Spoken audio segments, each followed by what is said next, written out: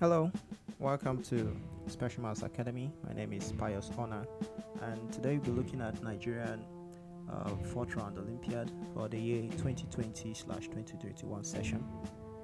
And so today we're starting off with the first problem. Okay, so here we go. So for this problem, this is a number theory problem, and there are some few bits we need to explore a bit to understand what is really going on here. Okay. Alright, so first of all, we need to understand some notations. So in this case, n naught is just a set of natural numbers including 0. So just numbers from 0 and so on, whole numbers. Okay, and then so now looking at this, then we have that n naught cross n naught is the ordered pairs, right? So basically some sort of lattice points. So coordinates like 0, 0, 0, 1. So just basically non-negative integer coordinates on the Cartesian plane. So like this, we have 1, 0, 1, 1, 1, 2. Just this infinite array of numbers. So just ordered pairs. And for this function, we are excluding particularly 0, 0. So long as they are not both 0, then that's good. And this function takes from that set to this original set here. Okay, so later on we'll explore what this function is. But before that, let's look at twiddle here. S twiddle. So we look at S a subset of this ordered pair sets. Alright, so looking at this means just any collection of points from this set here. Right. So we define the twiddle of S to be just a sort of mirror images of S. So for example, if we have 1, 3, then we just change that to 3, 1. If we have, for example, 4, 5, that'll just become 5, 4. So I'll just call this mirror images. And of course, if we have the same number, let's say 6, 6, it's still just going to be that same order pair. Okay, so this twiddle just basically swaps the coordinates, the x and y coordinates for that set S. Okay, so for this problem, we have to find all primes P such that this set is equal to its twiddle, because that's the same expression here. So meaning that once we swap all the elements of the original set, we should still get the same set. So another way to interpret this is that the images, the mirror images of all the elements are already contained in that set as well. So for example, if we see 1, 3 in that set, we should expect to see 3, 1 for this to make sense. Alright, so whenever this doesn't hold, then that means that particular prime fails, right? Okay, so now let's look at the function proper. To understand what this function does, we'll just take this problem starting with some examples. So it's good to start from small numbers. So we just start with p equal to 2, and then we'll see what we need. Okay. Alright, so p equal to 2.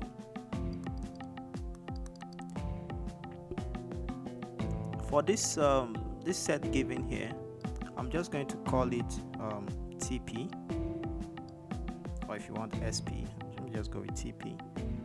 Okay, so we want to look at T2, so we need to understand what we're looking for here. So P is 2, meaning this is the set F2n such that 0 is less than n is less than 2. So this means that n here is a variable. So listing out all the possible n's, we have n equals 0 or n equal to 1.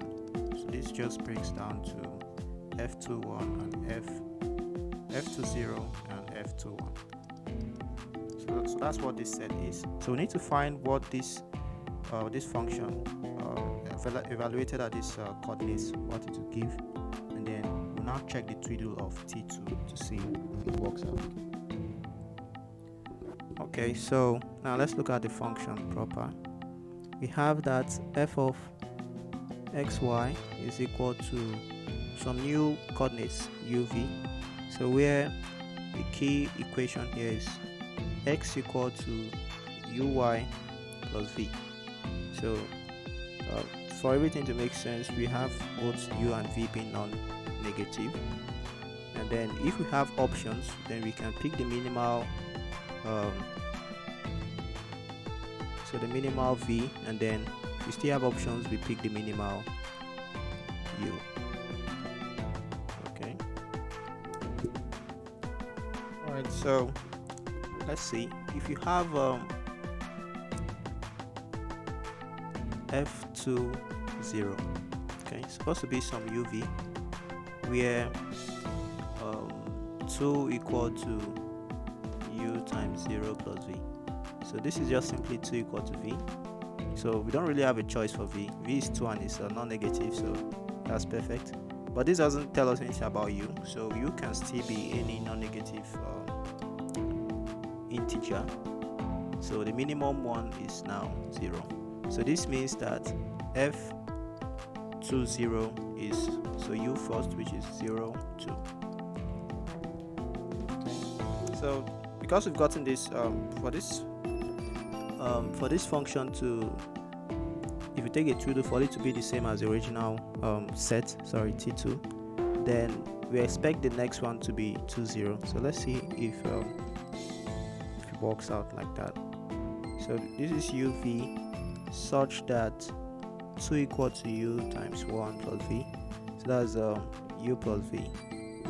So the minimum v here, to do that, what we're going to do is to make sure that whatever v we pick, that we can have a u that will actually work. So meaning that we're going to make u subject first. So doing it this way, we can now go for the minimum u. Now if we pick v that is smaller, then the corresponding u should be bigger, right? So if for the smallest v the corresponding u is actually negative, then we should not be able to find any value for any other value of v, because if we increase value of v, then u become even more negative. So this means in terms of positive and negative, u doesn't have an issue, and clearly it's an integer, so that's perfect. So here we are free to now take v to be the smallest possible, which is 0, then u becomes 2. Okay, so this just simplifies to 20, as would actually expect. Alright, so this means I'll just summarize this here. This is 0, 2 and 2, 0. So clearly these are mirror images.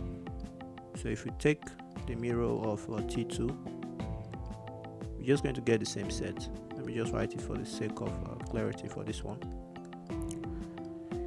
So that's just the same set. So t2 p equal to 2 works well. Alright, so we're going to speed the next one up a bit. So for next one is p equal to 3.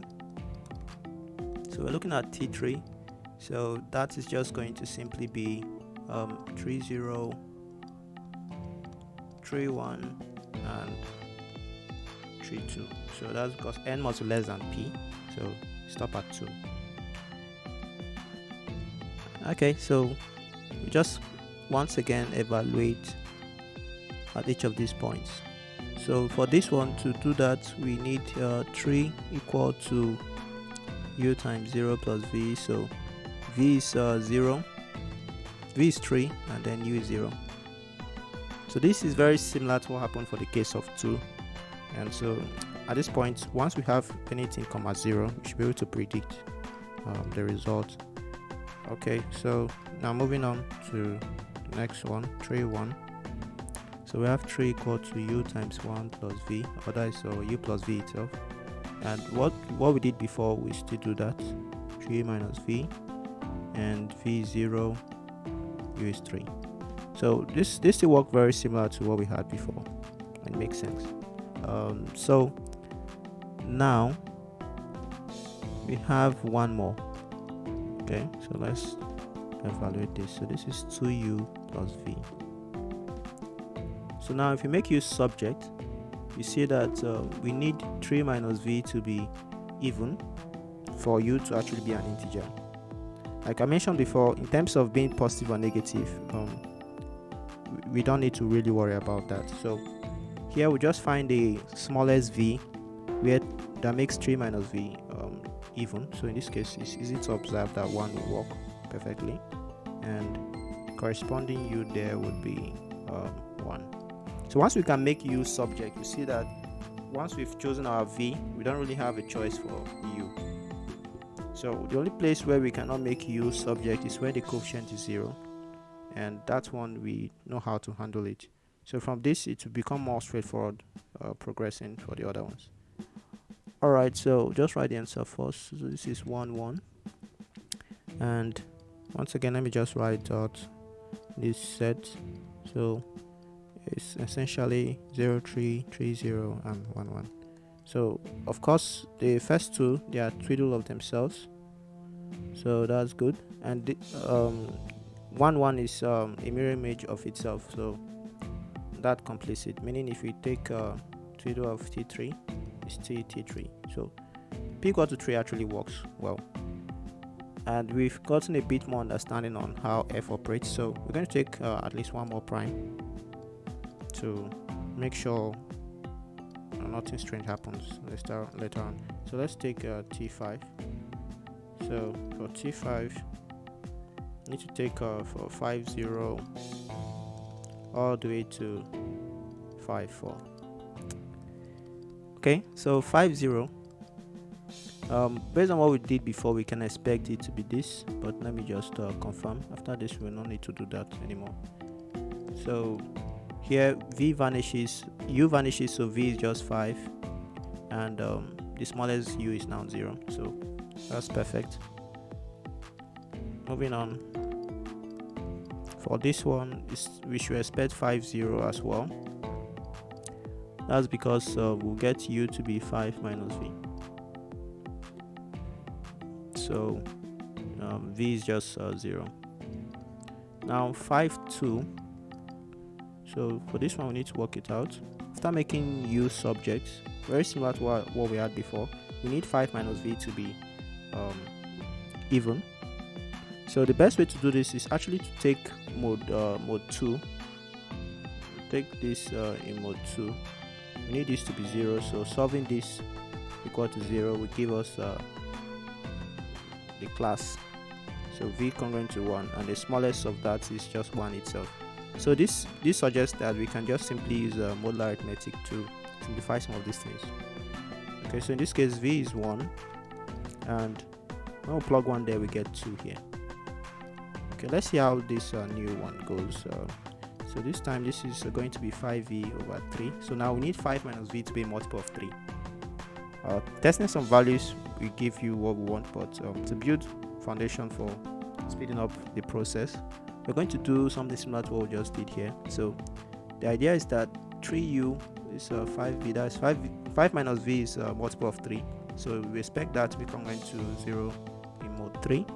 So if we solve this, that should make things simple for us, which is just congruent to 2. And that means the smallest v is already 2. Then plug in 2, get 1.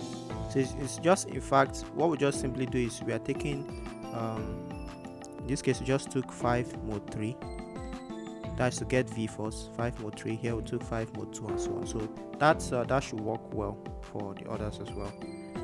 And another way to view this is some sort of division algorithm. So we have 5 divided by 3. That will give us u first, which is 1, and then v is just essentially the remainder in that case, which is 2. So if you look at it from this perspective, it's also good. So let's look at the last one now. So for this one, if you want to get V first, then you get 5 mod 4, which is 1, so V will be 1, and then you have 5 minus V, which is in this case 4 over 4, so U will be 1. Or if we go with this division algorithm method, this gives us that 5 divided by 4 will be 1 remainder 1, so that's much faster. Okay, now clearly looking at this, we can relate, map them according to their mirror images. This is a mirror of itself, so this means that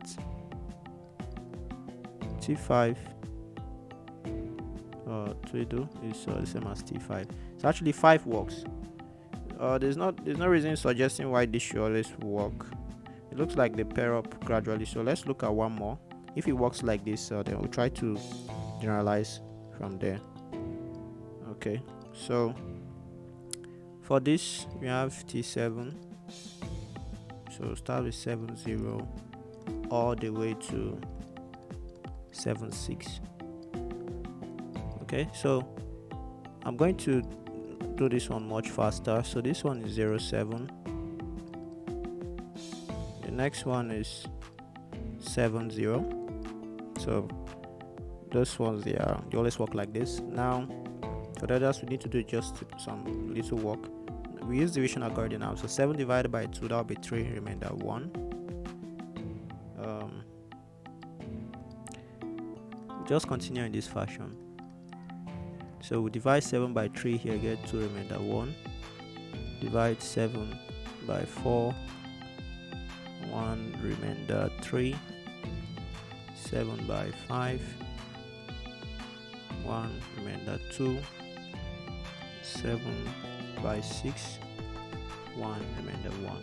So this time around, once again, we can pair the first two, but now we see that we can't pair the next two. But anyway, we can still find the mirror image down here, and then this one also maps here. So it may not really map as nicely as we want. The last one is also kind of the same with the previous ones we've gotten for odd primes. So that suggests at least that part should remain true. Okay, so maybe there's a pattern going on that we need to explore more. Maybe after the first two and the last one, there should be something going on there. Alright, so 7 actually works. So at this point, you may wonder if it works for all primes. So it's possible that this is going to work always, and if that's the case, you need to really understand the pattern that's going on here. Or it's possible that these are just coincidence so far. So let's look at this. This is a crucial point because this is what's going to determine how we continue solving this problem. If it behaves in a way that's kind of similar to how P7 behaved, then that suggests that there's a pattern going on, and they will just try to prove that pattern. But if it fails, then maybe we can see why it fails, and then that will help us to understand when it works. So let's jump right into it. So 11, 10 in this case. So we have a number of them to do now.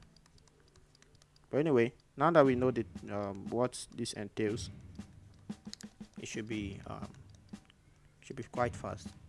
So already have the first two, no issues with those. So 11 divided by 2, that's 5 remainder 1. 11 by 3,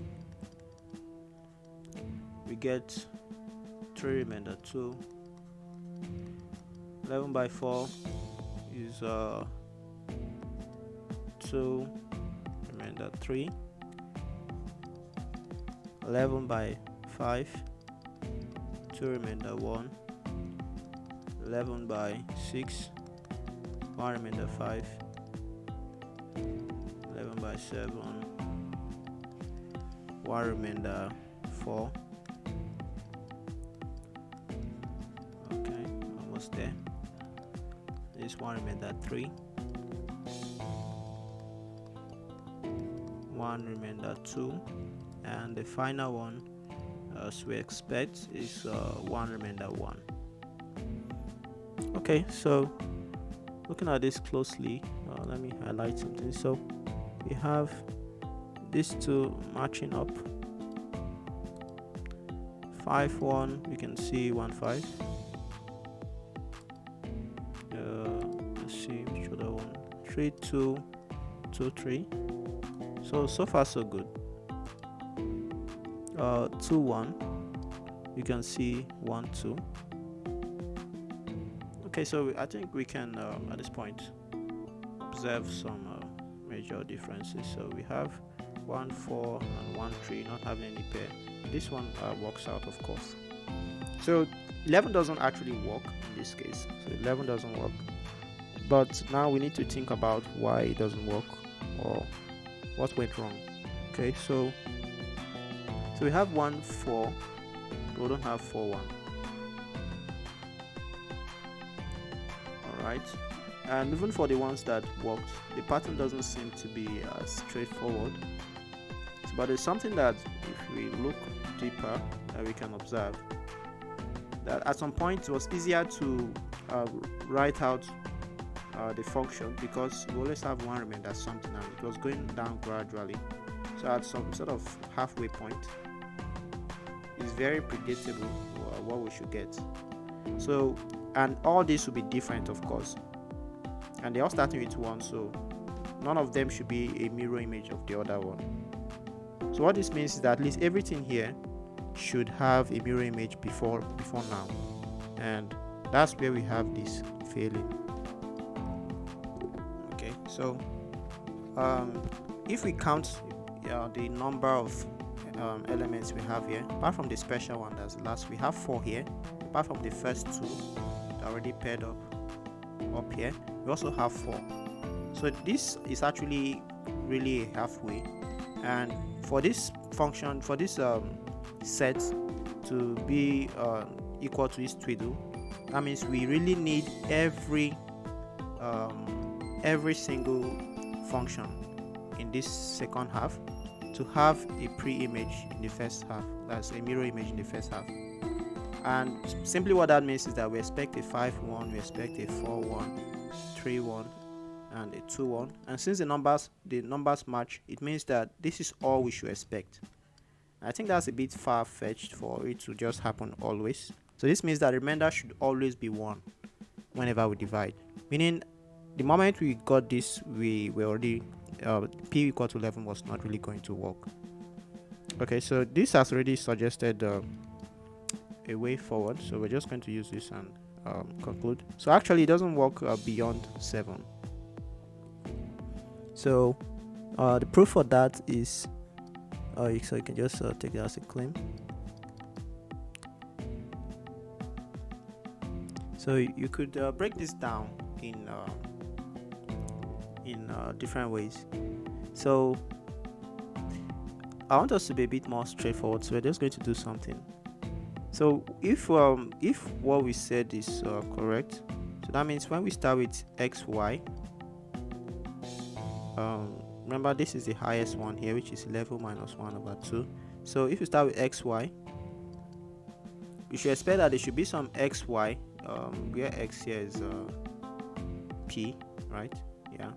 So we should okay, let me go to proper function. So we have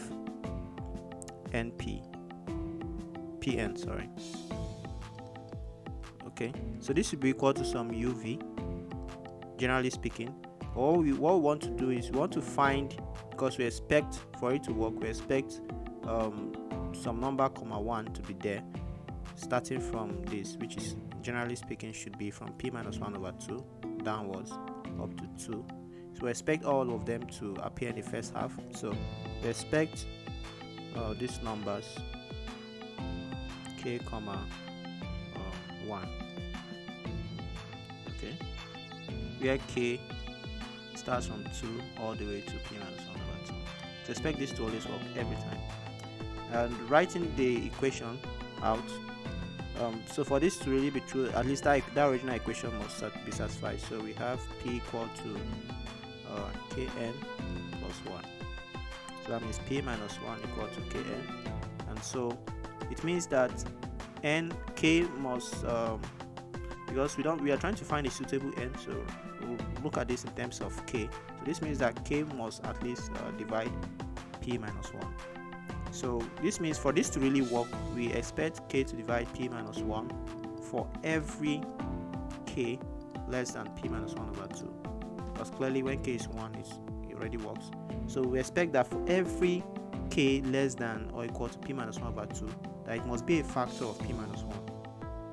And so that means p minus 1 must have like half of the numbers less than p minus 1 must be divisors of p minus 1. So that generally we know shouldn't be true, right? Because number of divisors of any number, generally they are kind of separated, especially when they get bigger. So we just have to find a very convenient one that we can be sure of that would not, it's definitely not going to be a factor of p minus 1, and that solves it. So that's what we're going to use for the claim, and that number is p minus 3 over 2. Okay, so we're going to write properly now. So the claim is that f of so I need to calculate this. So p and so we do p minus this as p plus 3 over 2. So f of this is 1 comma p minus 3 over 2, and we claim that this generally should not be equal to p minus 3 over 2. So this is a claim, and once we have this, it means that we have this in the set TP, but we don't have the mirror in that set. So this will imply that the twiddle cannot be equal to this.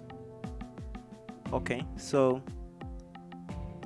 the first one is easy to verify. So just divide p by p plus 3 over 2. We get 1. Then when you subtract, you get the remainder to be this. So that means the first one is definitely satisfied. So some sort of proof. Okay, so now it's just the last one, and everything we did here works the same. So we're going to assume otherwise. So suppose not. Suppose not. Okay.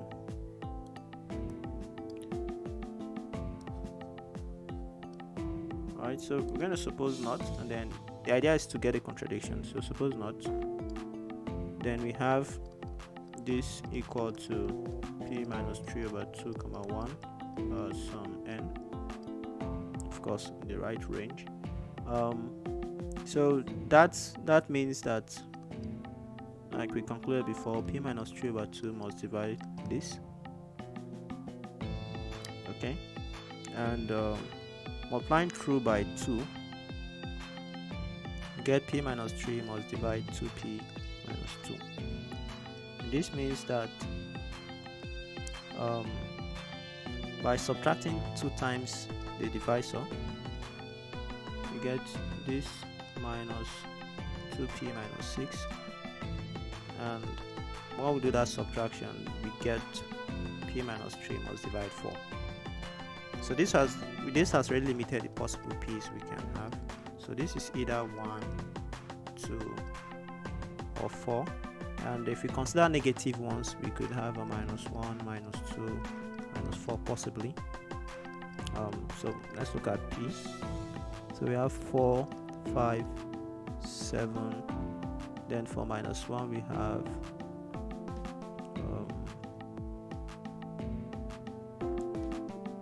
2, 1, minus 1. So obviously some of these are not primes. So this, 2 works, 1 is not prime. So anyway, what we're trying to prove is for that we don't have this once is bigger than 7. Just to make it clear. So for p bigger than 7, clearly this is already a contradiction, so it doesn't work. So this doesn't explain why it works for 5 and 7, rather it just simply says it doesn't work beyond 7. Okay, and so that brings us to a conclusion of this. Alright, so after this we'll be looking at the other problems. So thanks for listening, and see you in the next one.